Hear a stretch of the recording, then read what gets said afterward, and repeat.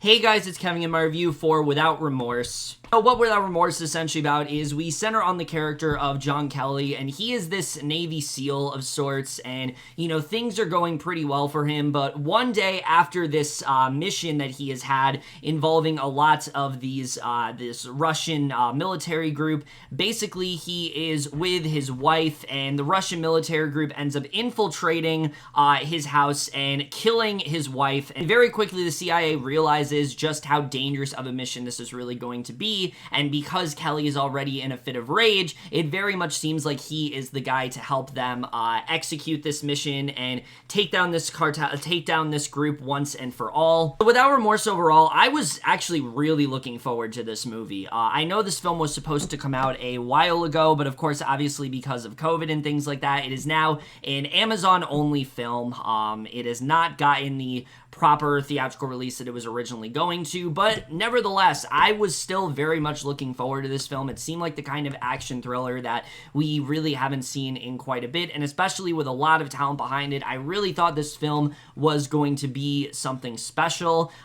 Jack Ryan, I know as a property, has been very successful for Amazon overall, so I really was hoping that this film would turn out really well, and even the fact that it was going onto Amazon, I didn't really think much of that because, things like Borat 2 came on Amazon, and that just got fucking Oscar nominations. So, obviously, Amazon, is a really well-established property, is definitely a good place to put out movies like this, so I really did think this film was going to be something special, and it really disappointed me. What could have been a film that I think is one that really dives deep into revenge and vengeance and how far you're really going with it is instead reduced to a surprisingly very dull and generic revenge thriller that we've seen a lot of times before, and unfortunately just did not really make the impact that I really wanted it to, but we are just getting into right now.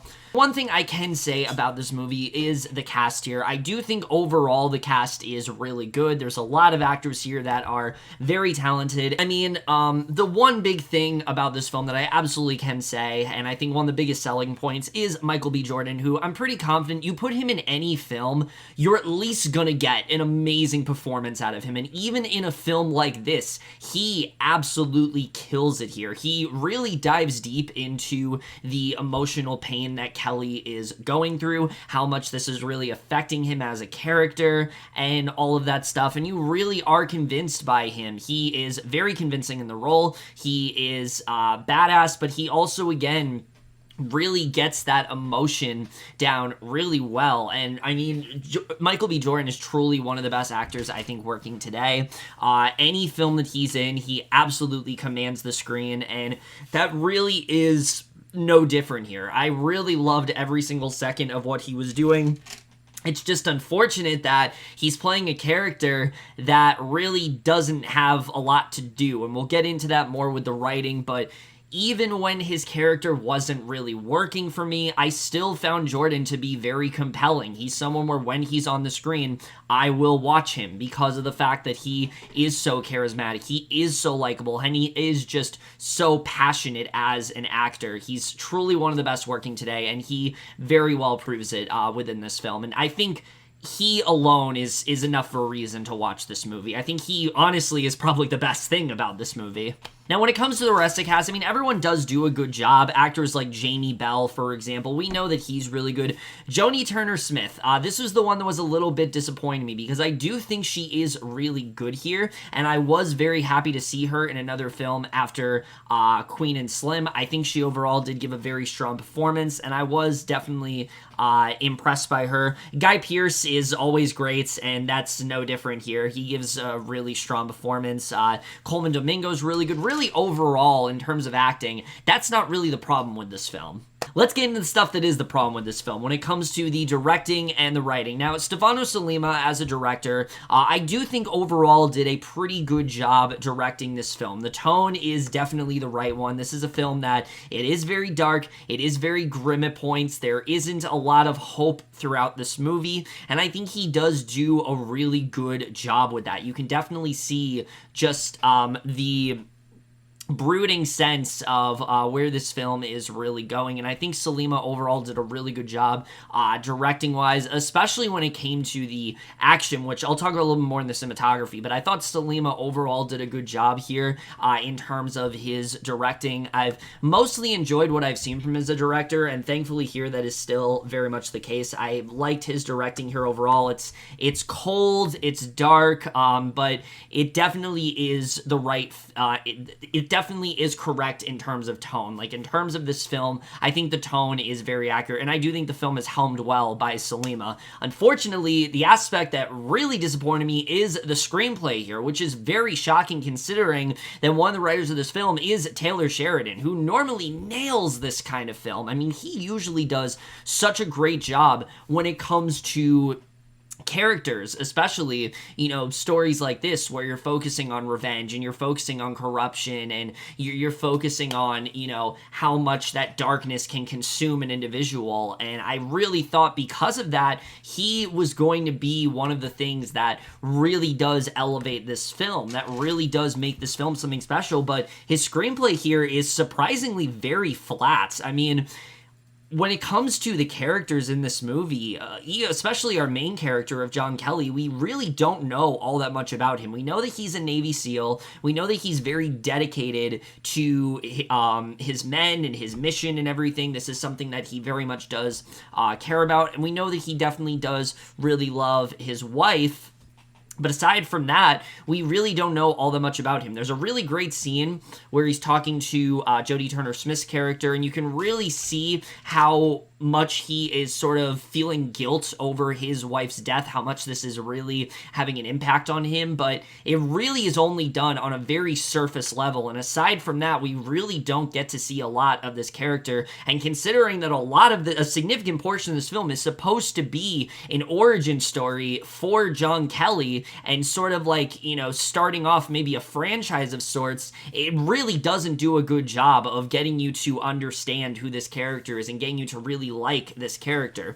I mean, the reason I like this character is entirely based on Michael B. Jordan's performance. If he wasn't playing this role, I don't think I'd like this character as much because, again, we really don't know that much about him at the end of the day. And then all the other characters in this film, I mean, forget it. There really is nothing to them whatsoever. The one that was easily the most disappointing to me has to be Joni Turner-Smith's character, who, like I said, I really liked her in Queen and Slim a lot, and seeing her in another film, I was excited to see what she does, but she really doesn't have all that much to do. She is Kelly's most trusted ally. She works with him. They're definitely, very good for each other in terms of, they have a very equal partnership. But aside from that, there really isn't much to her as a character. She falls very flat in that way. And so I just didn't think they did enough with her. And so character writing wise, I was very let down by this film. I think there were a lot of opportunities to dive deeper into these characters. Someone like Greer, for example, you could really dive into the fact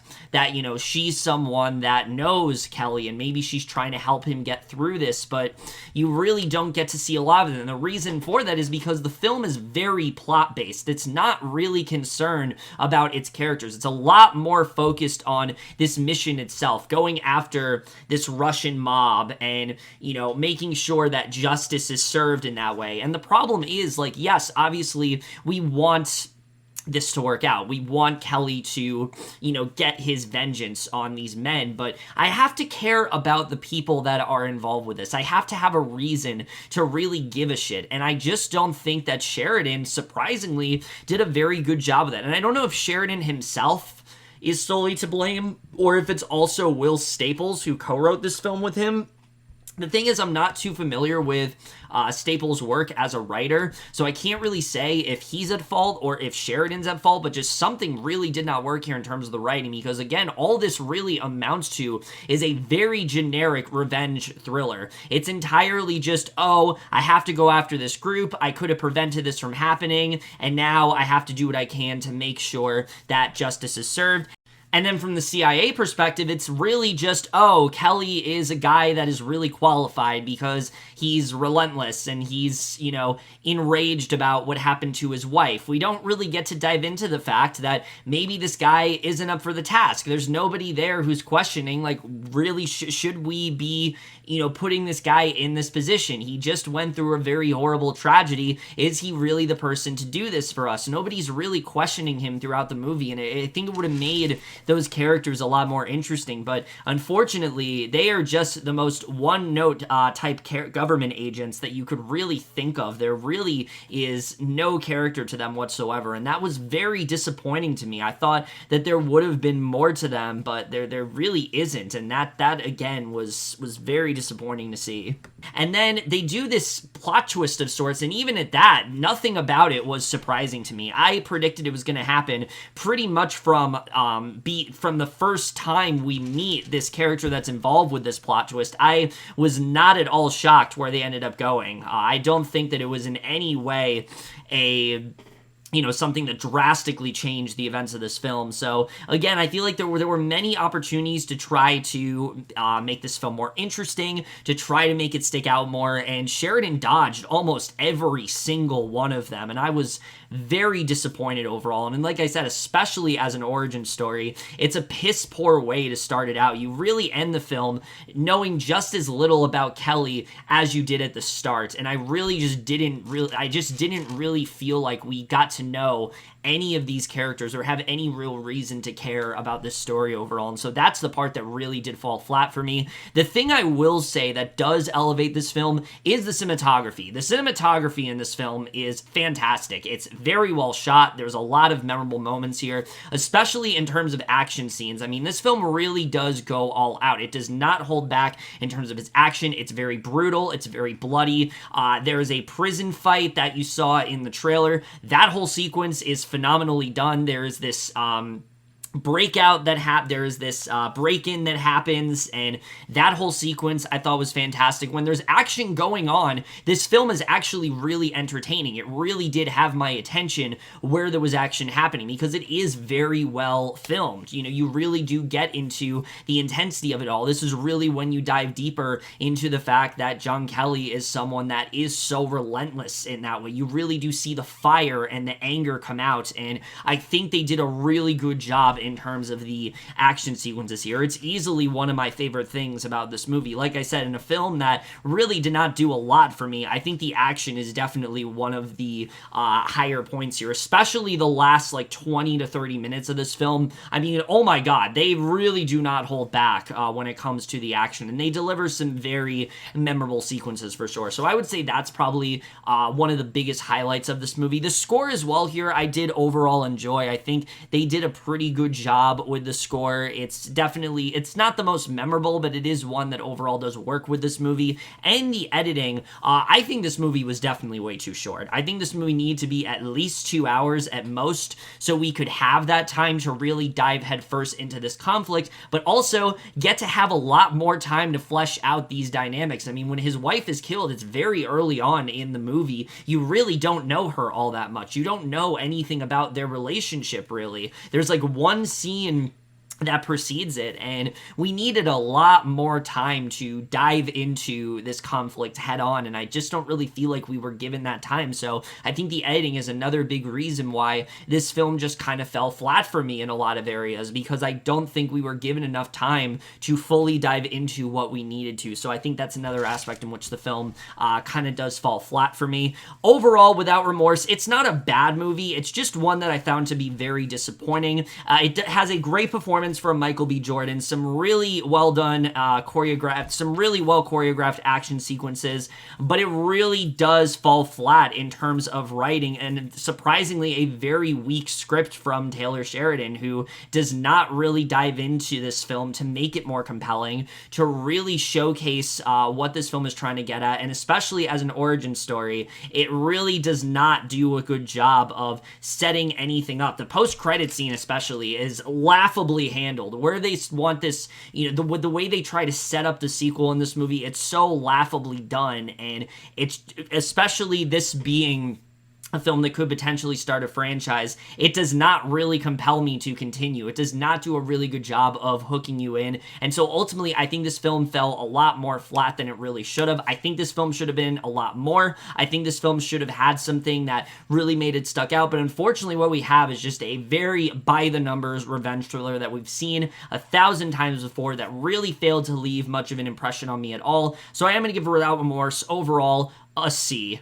Very disappointed by this one, guys. I was really hoping this film could be something special, but Amazon's just not really doing it for me lately in terms of originals. I think they're really falling flat in terms of their movies. They have not been doing great this year, and it's disappointing to see because I think for a while they were really thriving in terms of originals, but this is definitely one of their few failures for sure that I think could have been something really special. But other than that, guys, in my review for Without Remorse, the most guys saw this movie. Love your thoughts, and we'll see you guys in my next video, and we'll see you guys for that. Okay, bye.